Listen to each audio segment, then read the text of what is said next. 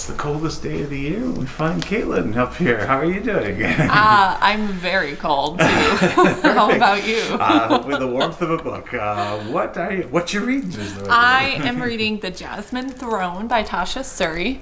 It's funny you talk about how cold it is because the setting here is definitely in a tropical fantasy version of India. So it has been a nice escape this past week. Absolutely.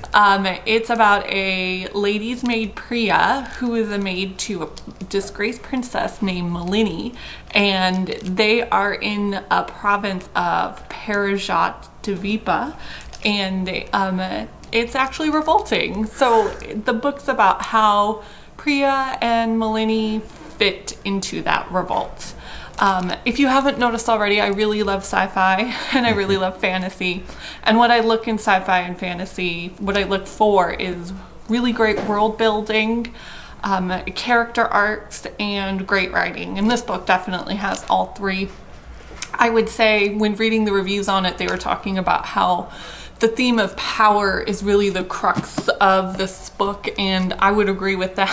It's definitely about the power that women have in this maybe patriarchy world, and they're all discovering how to use that power. So whereas you would think maybe the characters are younger, it might be a teen book, there's no coming of age story. I would call this a coming into power story, which I personally love.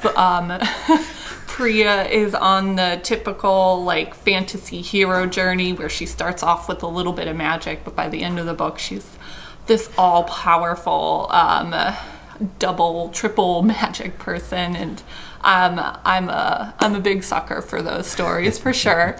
There's Bhumika here, who's kind of like the governor of the area now, and it has this soft power and what to do with soft power and how she turns that into hard power by the end of the book.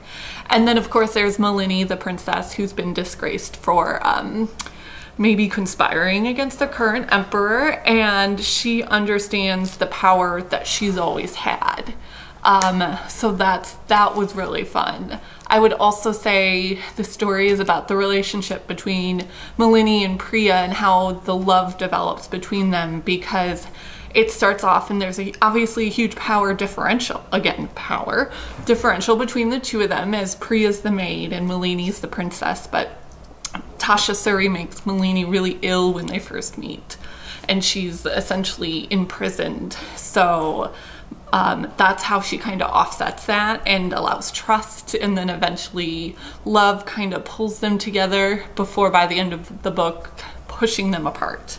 And my guess is, if this is a typical fantasy journey, that eventually she's building up to this huge showdown between Malini and Priya, because eventually their interests are not going to align. However, that's also why I love fantasy, because a lot of authors surprise me. Absolutely. So two questions then. Yes. Is this part of a series then? Will this be a series? It's the first book in a series. Okay. The second one's coming out in July or August, and it's called The Oleander Sword, I believe. Gotcha. And I would recommend this book to adults. And when I personally say adults as a youth services librarian, I mean like people who are in a junior in high school and above. Because, sure, or yes, the junior in high school and above. Yeah, so if you're a fan of like Dune and Game of Thrones, Dune, Game of Thrones readers. If you like Sarah J. Maas as well, this is a good read like for her too. Excellent. The Jasmine Throne. The Jasmine Throne by Tasha Suri. Very cool. Was it published just this year? Is it relatively new? It was published last year, and okay. it's available through the Monarch Library system as well. Excellent. Cool. Well, that's a good what you're reading. All right, waiting for book 2. I guess that's what you're doing. Definitely. Very cool. Excellent. I'll get a hold on that as soon as I can. All right. Well, thank you much. We'll catch up with you again. You know that. See you later. All right, take care.